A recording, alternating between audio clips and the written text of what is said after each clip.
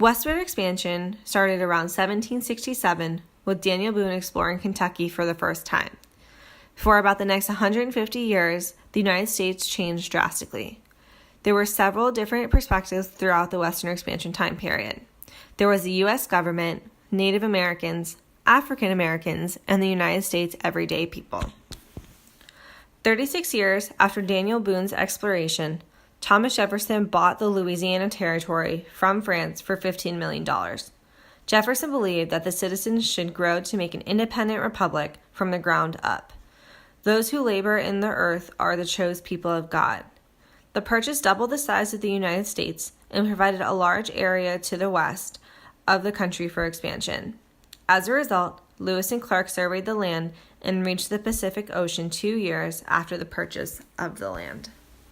However, the United States and the citizens were not the only ones affected by the purchase of land, and slavery was put into question as the United States kept growing. Native Americans were pushed off their land by Americans who wanted to travel and settle in the West.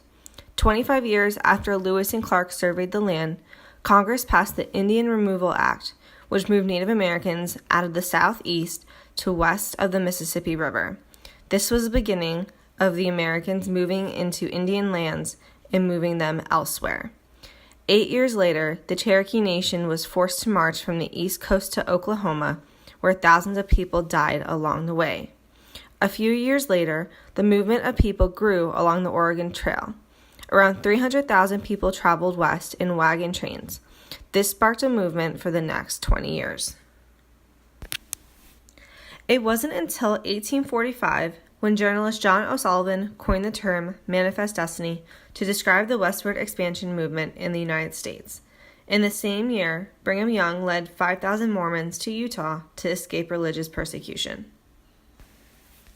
At the same time, the United States was expanding even larger. The United States paid Mexico $15 million for land that would become California, Texas, Arizona, Nevada, and Utah. The United States also took land from England that would become the state of Oregon. Slavery became a question as the United States continued to grow. In 1820, the Missouri Compromise had attempted to solve the issue of slavery. Missouri became a slave state, and Maine became a free state, which balanced out the representatives in Congress. This also established that slavery would be in the southern states and free in the northern states. The conversation about slavery became more delicate as the South grew to King Cotton, and the Northerners believed the expansion of slavery imposed upon their rights. Because of the United States growing and buying land from other countries, more and more people decided to trek out west. Gold was discovered in 1849 in California. This event sparked the gold rush, in which thousands of people moved out west to try and find gold. Because of the quick expansion, the Pony Express began to deliver mail, and the telegraph line was finished so communication would be easier. In 1862, the United States government agreed to help fund a railroad from California to Missouri.